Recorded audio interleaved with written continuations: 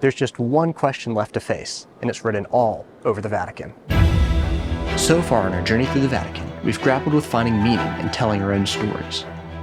We've faced the suffering of life with the saints, discovered how to stay connected to transcendence, and learned how to face Judgment Day. Now we're almost at the end of the journey, but there's one question left to ask. That is, what is it all for? What's the point of this journey of self-development? Where is it all going? In the previous video in the series, I made a bold claim. I said that no matter what we accomplish in our lives, it only matters as long as it's connected to a deeper meaning. Now, it's time to take stand on that claim. In this final video from the Vatican, I want to explain how meaning is found not when we escape from life's hardships, but when we face them voluntarily. So many stories, works of art, and real figures from history show us that the strongest source of meaning comes not from avoiding sacrifice and suffering, but going out of our way to embrace them. In this video, I hope to show you how you can do that, and how by doing so, you can begin to live a truly meaningful life.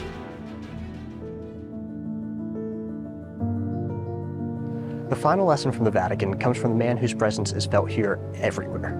That man is St. Peter, and all of this city's art, culture, splendor, and achievements stem in large part thanks to him. The thing is, though, Peter didn't really start off as a man who was capable of inspiring all this. In fact, he started out more so like a coward. St. Peter was one of Christ's first and closest followers, but when Jesus was arrested and sentenced to a brutal execution, being crucified, Peter ran away. Peter knew in theory that he was supposed to take up his cross and follow Christ, but the reality was too much for him, so he abandoned Jesus to endure the cross alone. Peter regretted betraying Christ, and he went on to become a faithful apostle for many more years.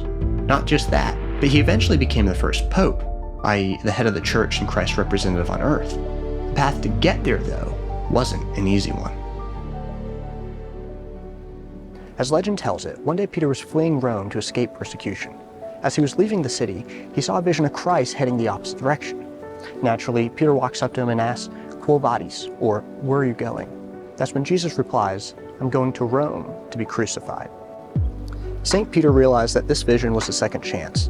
He had another opportunity to embrace the cross. Right away, Peter turned around and walked back to Rome. And, sure enough, he was crucified. Peter's decision to take up his cross didn't look very impressive at the time. He was just, at that moment, another victim of the very powerful Roman Empire.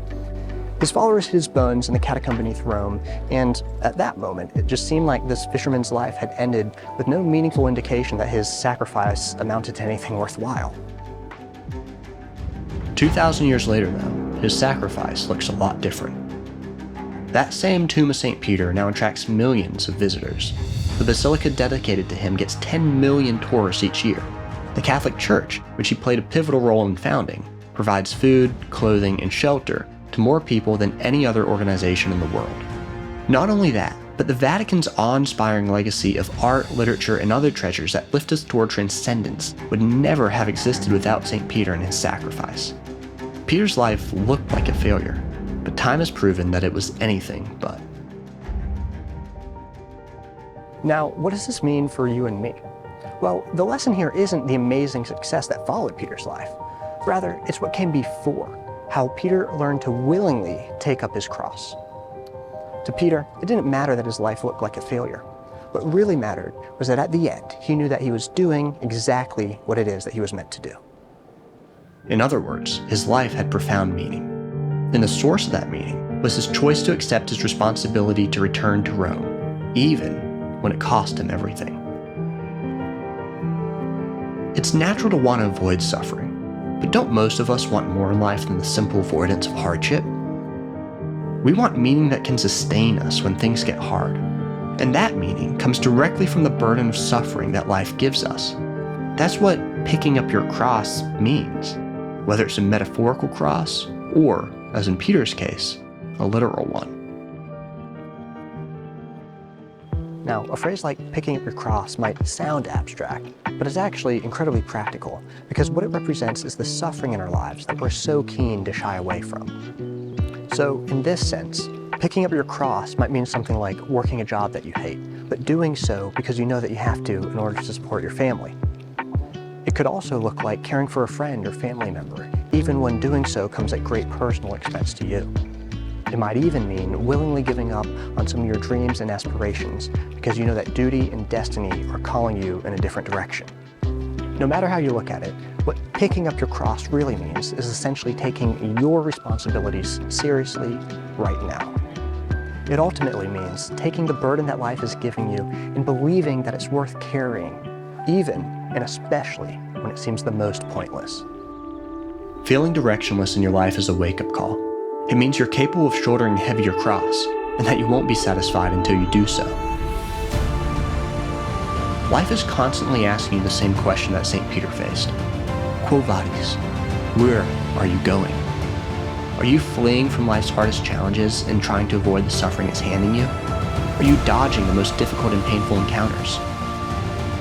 Or are you on a path that has purpose, making the choice to seek out life's struggles instead of waiting for them to seek out you?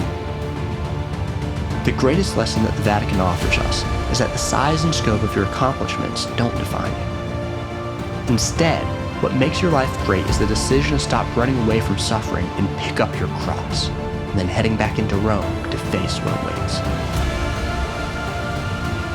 The meaning you're looking for is hidden in plain sight. Picking up your cross won't give you an easy life, but it sure is the only thing that can give you a meaningful one.